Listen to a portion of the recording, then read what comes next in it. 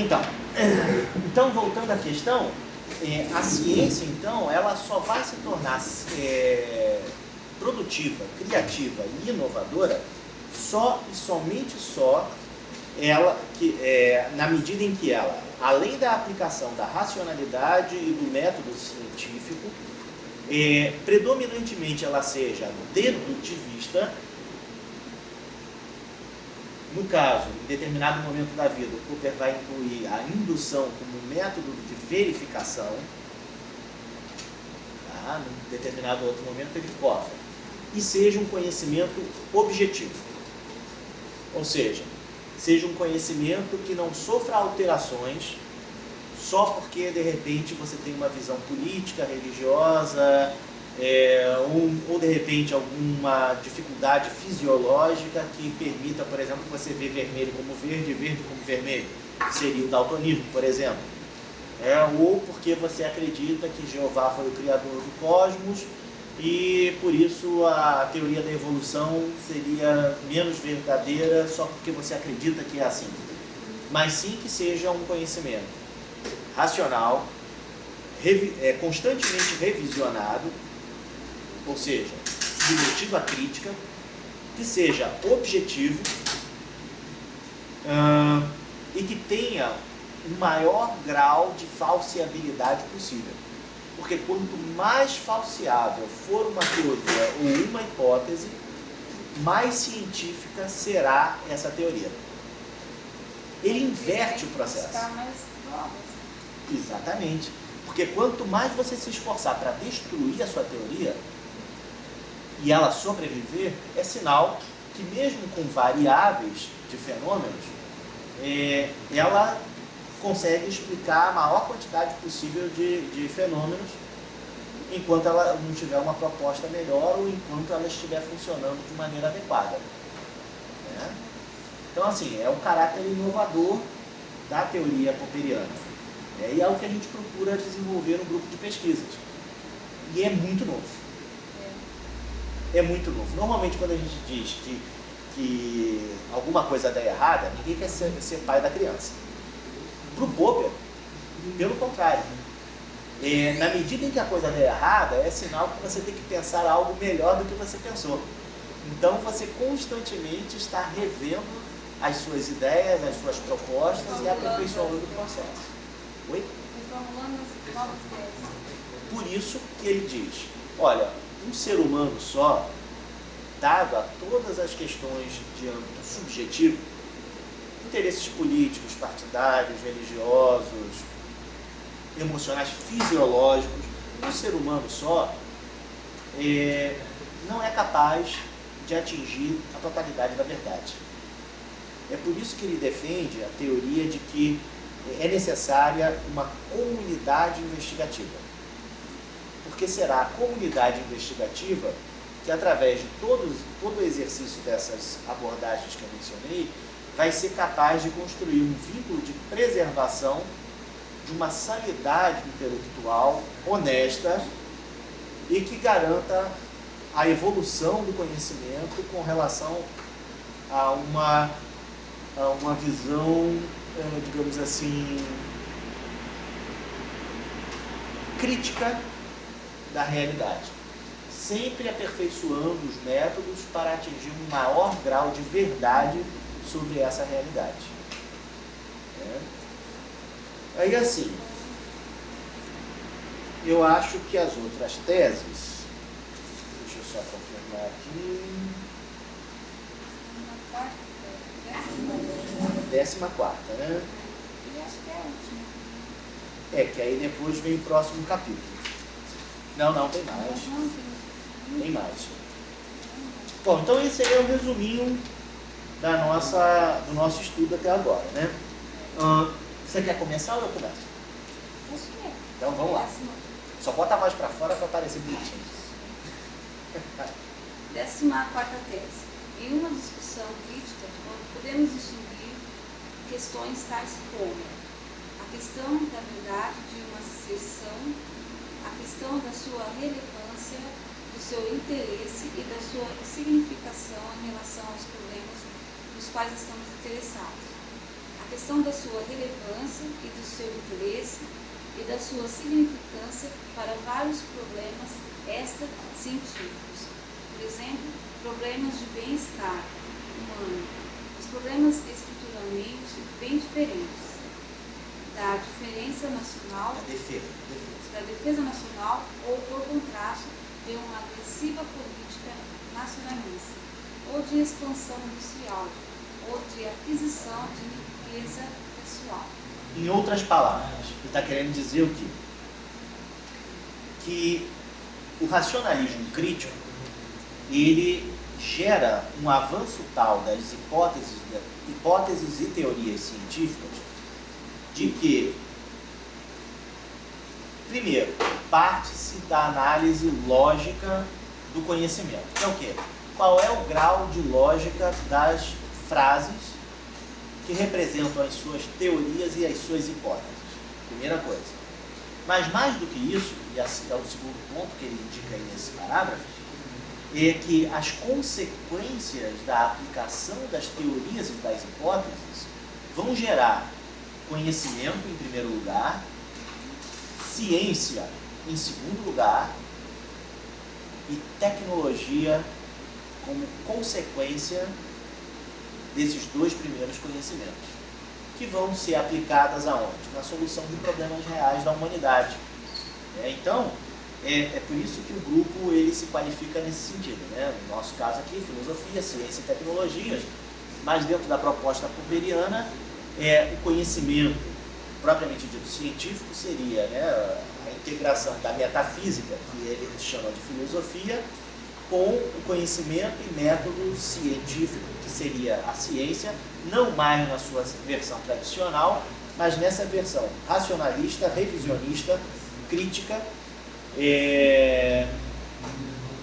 e objetivista, que aí sim sairia do campo do exclusivamente teórico para se ampliar em suas consequências diretas e indiretas para a solução de problemas do cotidiano, do dia a dia das pessoas. Isso geraria maior qualidade, segundo ele. Vamos lá, continua, por favor. É claramente impossível eliminar tais interesses extra-científicos e evitar sua influência no curso da pesquisa científica. E é tanto impossível eliminá-los da pesquisa nas ciências naturais.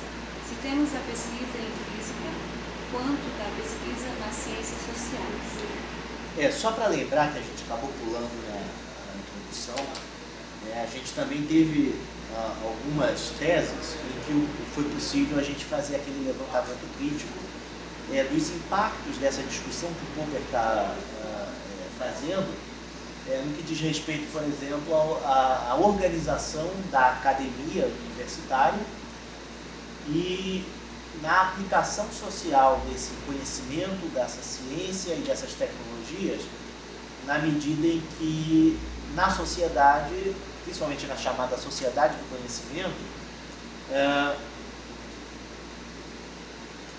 os investimentos para a pesquisa e ensino são proporcionais à utilidade dos saberes que esses campos do conhecimento são capazes de gerar.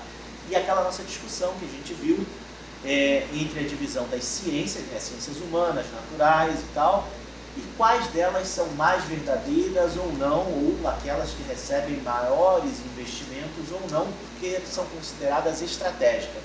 E nesse caso, as chamadas ciências sociais e humanas, tradicionalmente, por não aplicarem, não serem capazes de aplicar a metodologia de pesquisa científica tal qual é aplicada nas chamadas ciências exatas ou duras, ser descredenciada, ser desqualificada acadêmica e socialmente, normalmente, na maioria dos países que tem a estrutura universitária como uma geradora de conhecimento e produtos e serviços, no sentido tecnológico do termo.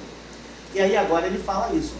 É claramente impossível eliminar tais interesses extracientíficos e evitar sua influência no curso da pesquisa científica. Ou seja, quem faz pesquisa, quem faz ciência, quem faz filosofia, ele é uma pessoa que vem de uma camada da sociedade, vem de um grupo social e tem seu conjunto de crenças, seu conjunto de interesses e, querendo ou não, embora o método científico apregoe a ideia de isenção, de objetividade, né, total, nem nas ciências exatas isso acontece. E pior, se for seguido o método das ciências tradicionais, que o Popper critica, de cunho inducionista, a maioria das pessoas são praticamente levadas, se não a mentir, a defender a qualquer custo as suas teses, mesmo que elas sejam falsas.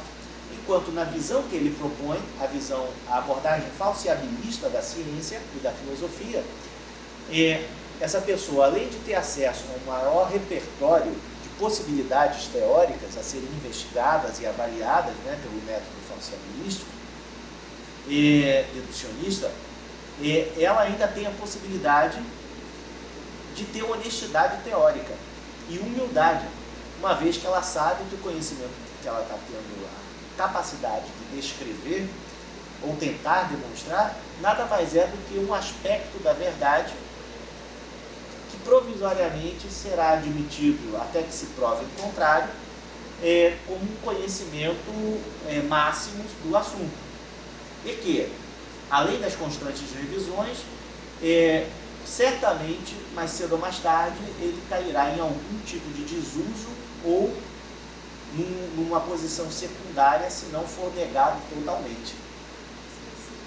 Ou seja, dá humildade teórica para o investigador, além de lhe abrir outras possibilidades de se transformar em conhecimento científico, algo que, sem a aplicação integral do método científico tradicional, seria considerado de conhecimento não científico, o que corre o risco das ciências sociais, principalmente a psicologia, a psicanálise, a sociologia, que tinham uma proposta na sua origem de serem conhecimentos de física social, física psicológica, e que não conseguem fazer os processos de quantificação e demonstrabilidade de maneira isenta. E dizem o Popper que é impossível. Por favor, continua.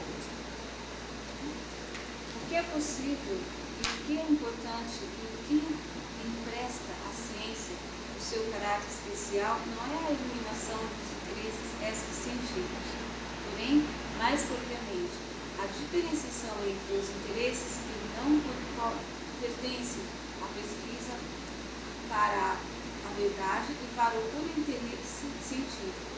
Na verdade. Preste atenção nessa frase. Repete ela com calma. O que é possível e o que é importante e o que empresta à ciência o seu caráter especial não é a eliminação dos interesses extra-científicos, porém, mas propriamente a diferenciação entre os interesses que não pertencem à pesquisa para a verdade e para o puro interesse científico. Então, uma coisa é se preocupar com a verdade para a geração de um conhecimento científico. Outra coisa é você separar na pesquisa para a verdade aquilo que não é de interesse científico da pesquisa propriamente dita. Se você quer conhecer a verdade, por exemplo, como os filósofos, você não tem nenhum tipo de dificuldade em distinguir aquilo que vai ter impacto ou não na sociedade, porque você quer conhecer a verdade sobre a realidade dos fenômenos. Agora, se você quer construir um conhecimento cujo interesse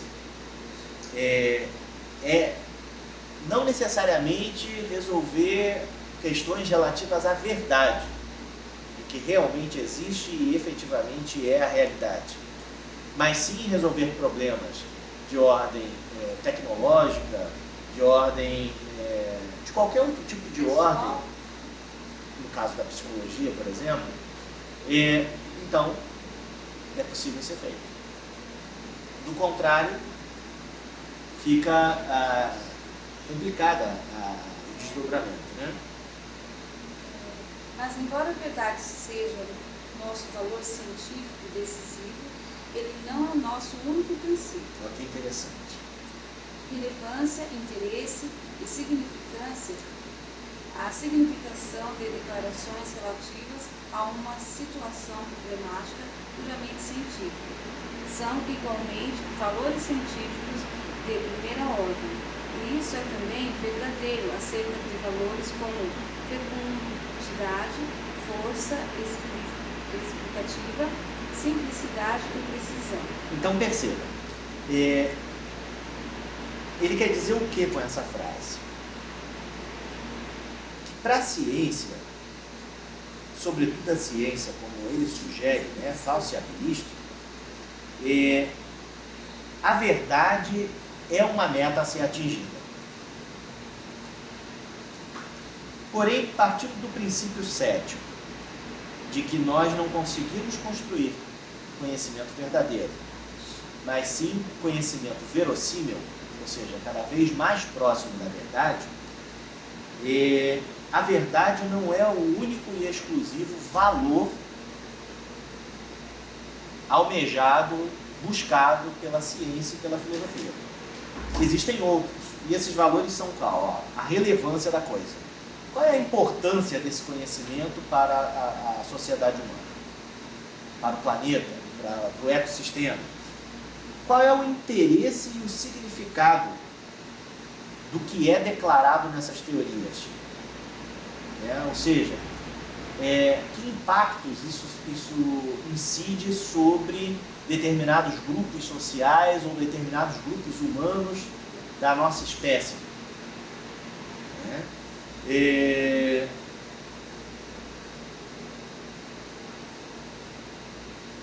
Qual é a capacidade ou o potencial de uma teoria, de uma hipótese, em resolver problemas e, sobretudo, novos problemas? Porque uma coisa é você rever problemas à luz de uma nova teoria. Outra coisa é você, ao identificar um conhecimento novo, uma nova teoria sobre algum fenômeno, você descobrir uma série de outros problemas novos. Então a fecundidade é um valor muito importante na ciência e na filosofia, que impacta sobre a produtividade dessas ideias. Que tipo de novos problemas tal ideia traz para a gente? Sempre vai ter, né?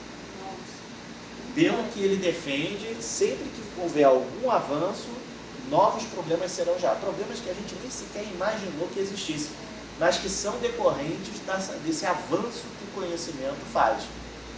E aí ele ainda torna mais complexa a coisa, né? Qual é a força explicativa? Porque na teoria linguística da lógica, ou do argumento lógico, existe o argumento forte e o argumento fraco, que são modalidades diferenciadas e com potencial de demonstrabilidade diferenciados. Então, se uma explicação, uma teoria tem uma força explicativa inquestionável, a chance dela ser verdade, dentro da proposta que o Popper faz, estará na razão direta da quantidade de itens do mundo real nosso aqui que tornam essa teoria falsa.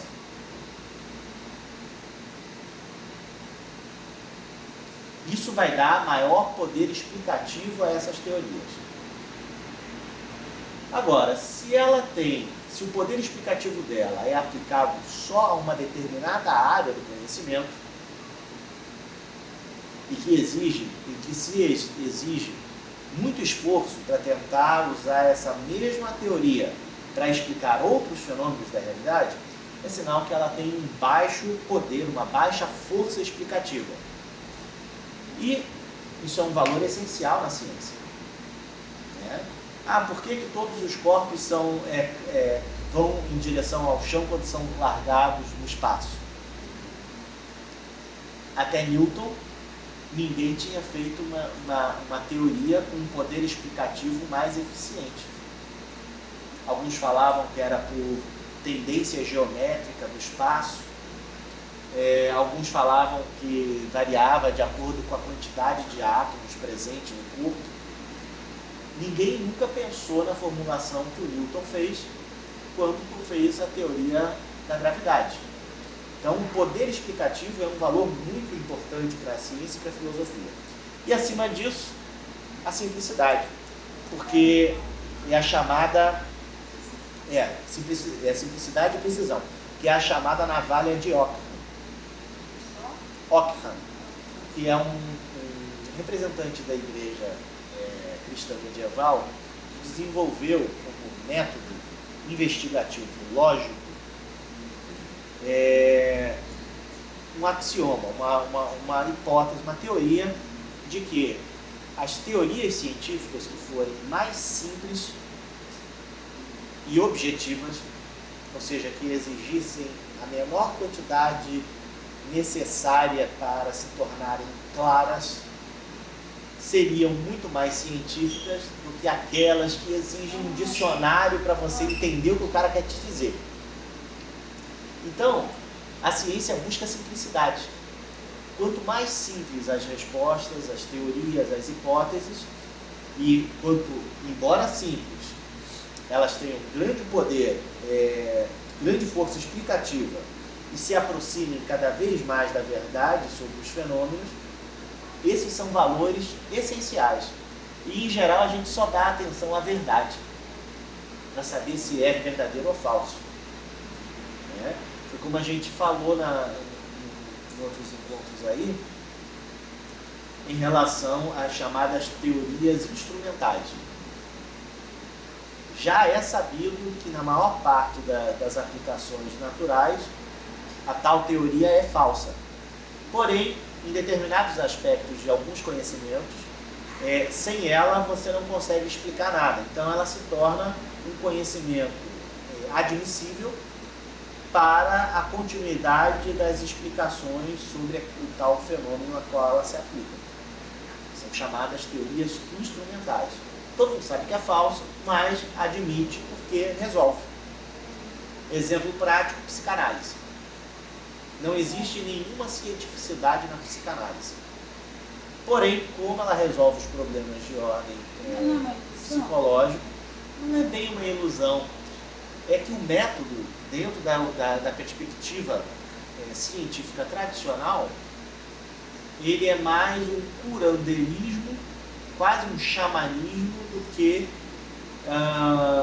que um conhecimento científico quantificável, demonstrável e universalizável, partindo do princípio que cada caso é um caso. Como fazer um conhecimento, uma força explicativa ampla e ao mesmo tempo simples, quando você diz que cada caso tem suas particularidades. No nosso caso humano, aí são 6,5 bilhões de casos.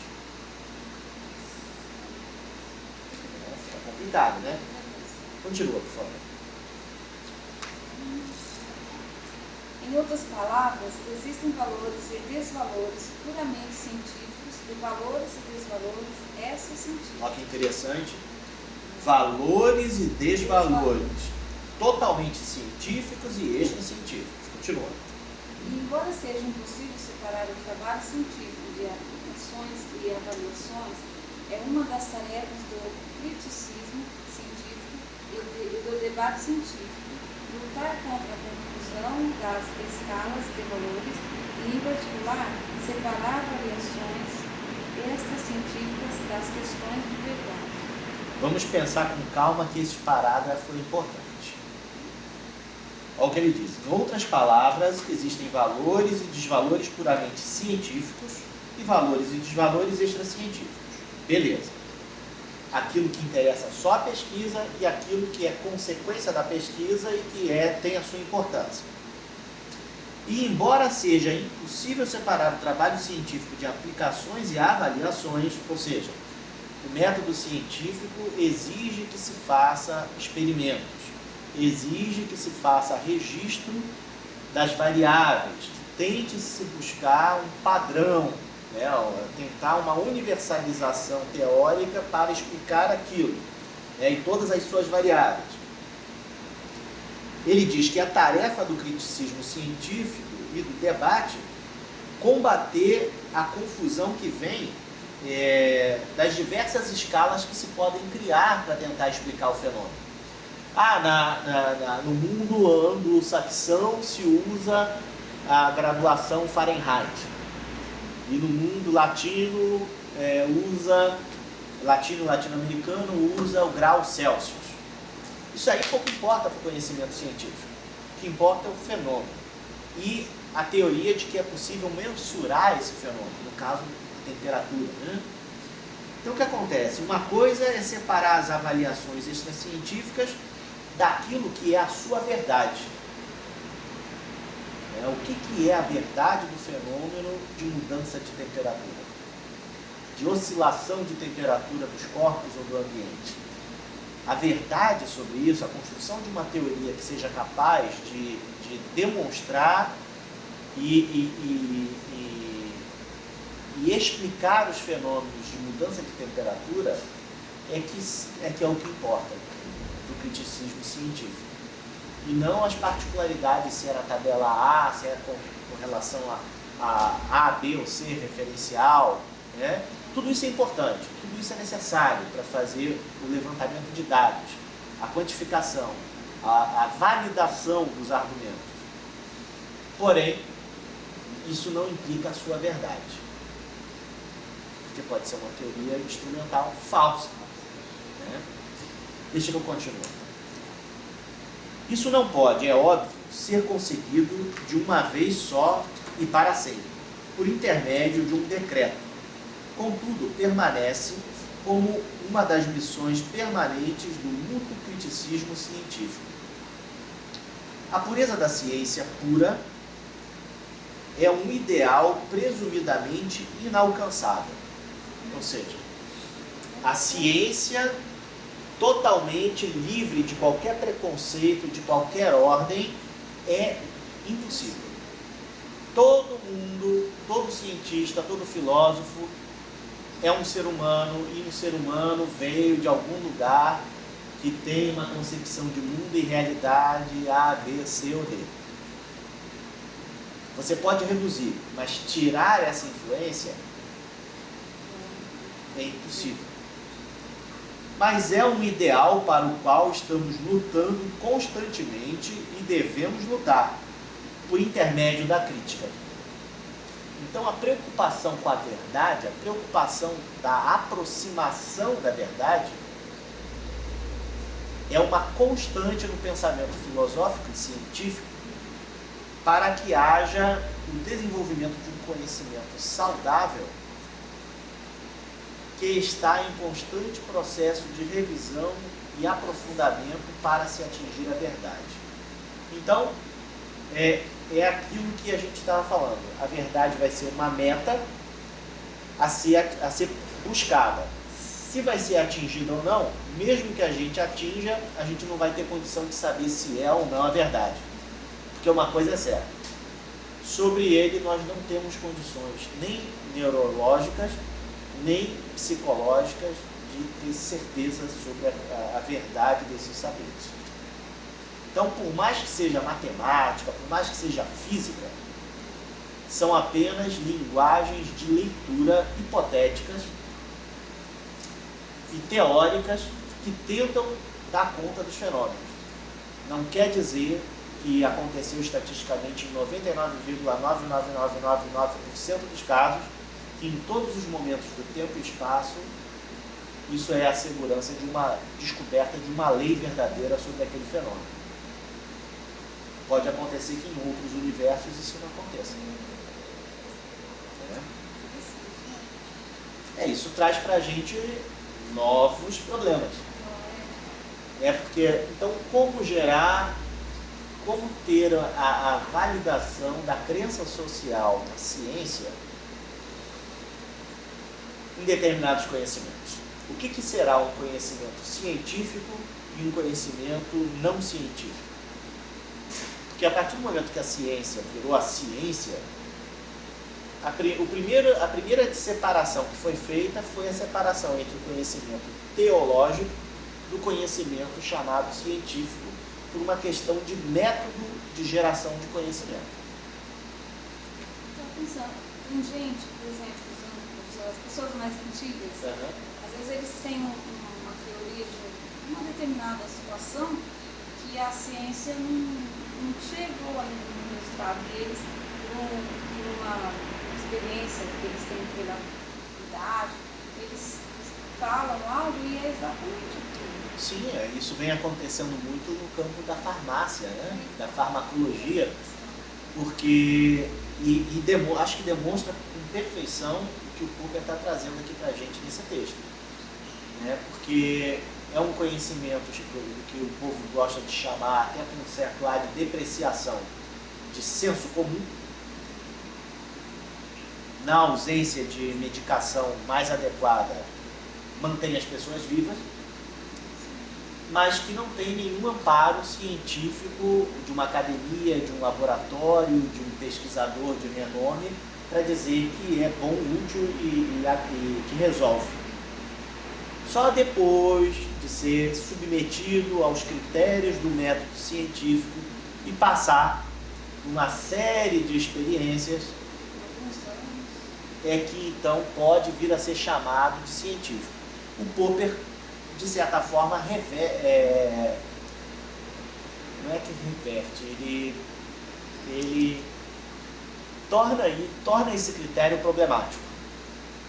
Embora diga que é necessário ter experiências, quantificações, avaliações, só que não é uma demonstração total e absoluta de que aquele conhecimento que não se encaixa nas metodologias científicas não seja um conhecimento útil e válido só porque não se encaixa. Que, em última instância, é o argumento das ciências sociais. Ao formular esta tese, eu disse que é praticamente impossível conseguir a eliminação dos valores extracientíficos da atividade científica. A situação é semelhante com respeito à objetividade. Olha que interessante, hein? A objetividade que a gente estava comentando antes. Não podemos roubar o partidarismo de um cientista sem também roubá-lo de sua humanidade. E não podemos suprimir ou destruir seus juízos de valores sem destruí-lo como ser humano e como cientista. Ou seja, o homem que faz ciência, o homem que faz filosofia, ele é um ser humano que, enquanto ser humano, vem de algum lugar, teve suas crenças e descrenças construídas de acordo com os parâmetros da sua sociedade e que, por mais que tenha um compromisso de objetividade, ou seja, de não emitir juízos de valores sobre aquilo que ele está investigando, necessariamente até o recorte do que ele vai querer saber se é interessante ou não, verdadeiro ou falso, já é recheada de juízo de valores. De certa forma, né? Porque quando você imagina uma teoria, você parte daquilo que você conhece, enquanto tentativa de dar conta de um fenômeno que você não sabe do que se trata, de quais são as suas particularidades, e se o que você está gerando sobre isso tudo, qual é o grau de verdade, ou se é verdadeiro ou falso, dependendo da abordagem que você faça. Então, o Popper está dizendo o que aqui? Que se você partir do pressuposto exclusivo de que a objetividade é a total isenção de juízo, da emissão de juízos de valores, você necessariamente está descaracterizando esse pesquisador como um ser humano. E como tal, ele pode ser qualquer coisa, menos um ser humano. Então, necessariamente, a pesquisa é tendenciosa. Ela é tendenciosa com o compromisso de tentar ser o menos possível, mas neste menos possível, já está pré-condicionado, por ser um ser humano que está fazendo a pesquisa, certo conjunto de juízos de valores, ou seja, certos preconceitos. Que se a pessoa tiver honestidade suficiente, vai conseguir indicar para o seu leitor, para aqueles que estão estudando os seus trabalhos, que nada mais é do que uma opinião, por mais quantificada, experimentada e desenvolvida que foi até agora. Mas é a visão dele. É o que Xenófanes dizia, né? Olha, tudo que eu falei aqui sobre o cosmos é o que eu acho que é. Mas as minhas palavras não são a verdade, são apenas as minhas opiniões.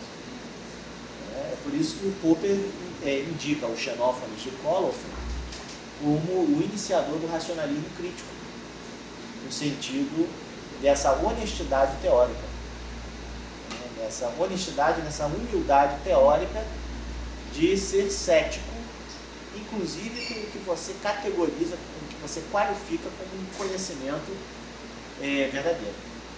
Do contrário, é tudo ilusão. Não, vem aqui que eu estou falando a verdade sobre a matemática. É uma leitura. Agora, o que varia é o grau de objetividade, tanto quanto o grau de verdade. Porque o grau de objetividade é a maior ou a menor clareza desses conteúdos ao serem transmitidos de um sujeito para o outro.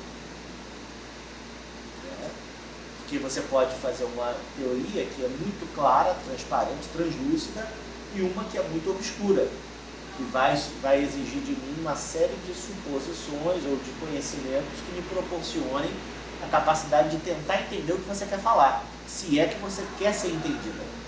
Ainda tem essa. Por exemplo, existe um filósofo chamado Heráclito, né? Heráclito de Éfeso, ele era considerado já desde a antiguidade como o obscuro. Ele falava através de máximas. O que sobe é o mesmo que desce. O todo é o nada. Ele queria transmitir alguma coisa, mas ele não fazia a menor questão de ser objetivo, de ser claro. E ao mesmo tempo estava mandando o recado dele. Ou seja, o conhecimento ele não é para qualquer um. No próprio Evangelho a gente vê isso, quando Jesus diz, né, tem que ter olhos de ver e ouvidos de ouvir.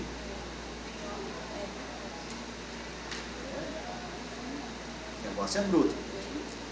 Nossos motivos e até nossos ideais puramente científicos, inclusive o ideal de uma desinteressada busca da verdade, ou a filosofia aí, estão profundamente enraizados em valorações extracientíficas e, em parte, religiosas. Pronto. Acabou de falar, de confirmar o que a gente estava raciocinando aqui junto agora. Então, a maior parte do que se faz em ciência e mesmo em filosofia está recheada de juízos de valores que são religiosos, filosóficos, e que tem uma origem social. Então não é de graça, ninguém faz nada de graça. Portanto, o cientista objetivo, entre aspas, ou isento de valores, entre aspas, é dificilmente o cientista ideal. Ou seja, aquele cara que vai falar a verdade pela verdade mesma, sem nenhum tipo de tendência, sem nenhum tipo de intenção oculta, não existe. É falso. Sem paixão não se consegue nada. Certamente não em ciência pura. A frase, a paixão pela verdade, não é uma mera metáfora. Lembra quando a gente lá na orientação comunitária, a gente começou a investigar o método de pesquisa científica e eu sugeri que vocês buscassem um tema, um problema, um assunto que chamasse a atenção e que te empolgasse a ponto de você ter que ler sobre aquilo sem ser pesado para você, é a mais pura aplicação do que ele está dizendo aqui. Porque se eu dissesse, não, Ruth, eu quero que você fale sobre budismo tibetano, sabendo que você é evangélico, você até talvez fizesse um bom trabalho. Porém, essa paixão que te levaria à empolgação de passar horas, de superar dificuldades, não ia rolar. Isso é uma coisa mecânica, né? Por outro lado, sendo um tema seu, um tema que lhe é caro, mesmo com dificuldades, a motivação se dá. E aí é que entra a questão do racionalismo crítico. Porque se você não tiver cuidado com o racionalismo crítico, mesmo o conhecimento científico das chamadas ciências duras pode ser tendencioso e falso.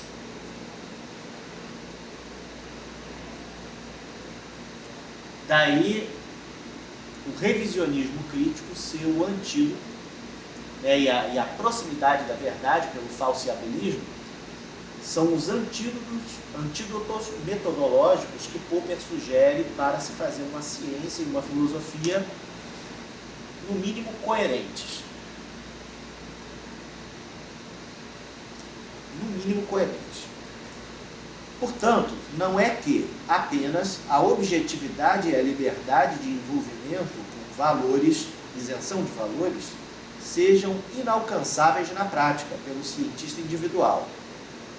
Porém, mais adequadamente, que a objetividade e a liberdade em relação a tais dependências são valores em si mesmos, ou seja, eles são coisas importantes por eles mesmos e não porque dependem de outras pré-condições. Né?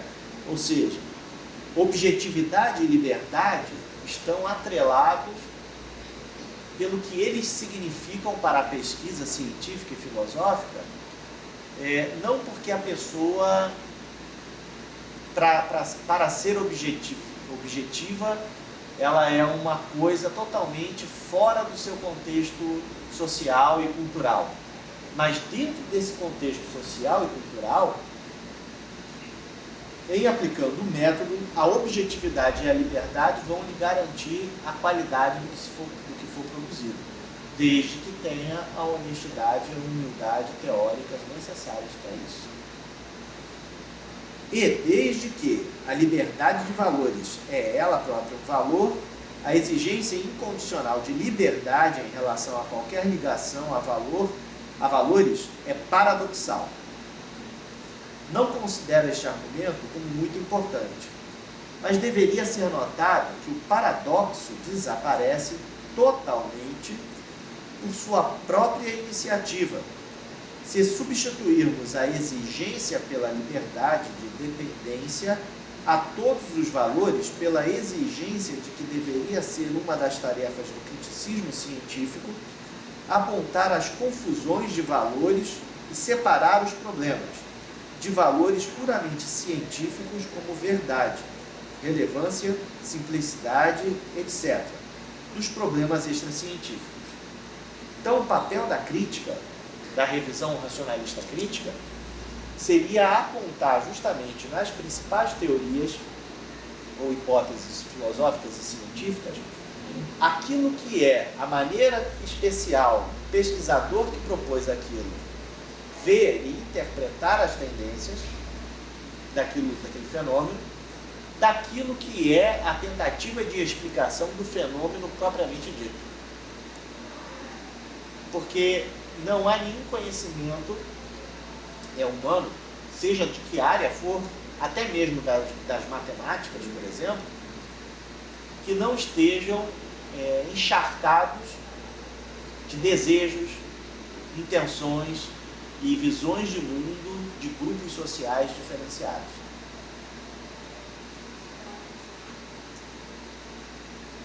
Não existe uma verdade absoluta. Agora, desde que esse conhecimento, esse racionalismo crítico seja desenvolvido, tentando alcançar a verdade sobre a realidade, procurando identificar dessas teorias a sua relevância, simplicidade, etc., é que ele acredita que o conhecimento vai avançar. Pode continuar, tá, gente? Por favor. Eu tenho até agora tentado desenvolver, resumidamente, a tese de que o método da ciência consiste na escolha dos problemas interessantes e na crítica de nossas permanentes tentativas experimentais e provisórias para solucioná-los. Tenho tentado demonstrar mais além, usando como exemplo duas questões do método muito discutidas nas ciências sociais, de que esta abordagem crítica a métodos, como poderia ser chamada, conduz a resultados metodológicos bastante razoáveis. Olha que interessante. Então, dentro dessa proposta que o Popper faz, se aplicá-la nas próprias ciências sociais, se chegam a resultados significativos. Mas embora eu tenha dito umas poucas palavras sobre epistemologia, sobre a lógica do conhecimento, e outras poucas palavras críticas sobre a metodologia das ciências sociais, tenho até agora dado apenas uma pequena contribuição positiva para o meu tópico e a lógica das ciências sociais. Não desejo deter os ouvintes oferecendo razões pelas quais acho importante o método científico, ao menos a primeira aproximação com o método crítico. Ao invés disso, eu gostaria de ir direto a algumas questões e teses puramente lógicas. 15ª tese. A função mais importante da pura lógica dedutiva é a de um sistema de crítica. Olha que interessante. Então, na aplicação do método dedutivo, o que é mais importante, a função primordial desse método, da lógica dedutiva, é o estabelecimento do sistema de crítica. Como ver uma teoria, investigar as suas consequências e avaliar o seu grau de verdade. Como que isso vai ser feito? Então é isso que a gente vai trabalhar agora. Continua. 15ª tese. 16ª tese. A lógica dedutiva é a teoria da validade das deduções lógicas ou da relação de consequência lógica. Uma condição necessária e decisiva para a validade de uma consequência lógica é a seguinte: se as premissas de uma dedução válida são verdadeiras, então a conclusão deve também ser verdadeira. Olha, isso é um princípio lógico, tá? E é muito importante. Isso também pode ser expresso como se a lógica dedutiva é a teoria da transmissão de verdade das premissas à conclusão. Você estudou em teologia lógica clássica? Bom, na lógica clássica, que é a ciência do bem raciocinar para se alcançar a verdade, ciência que foi proposta inicialmente no século III a.C., por Aristóteles, de Estagira, é um conjunto de métodos e regras racionais para, pela análise do discurso, pela análise de premissas, frases, se chegue à verdade sobre determinado fenômeno. Então, o instrumento principal de análise lógica é o chamado silogismo.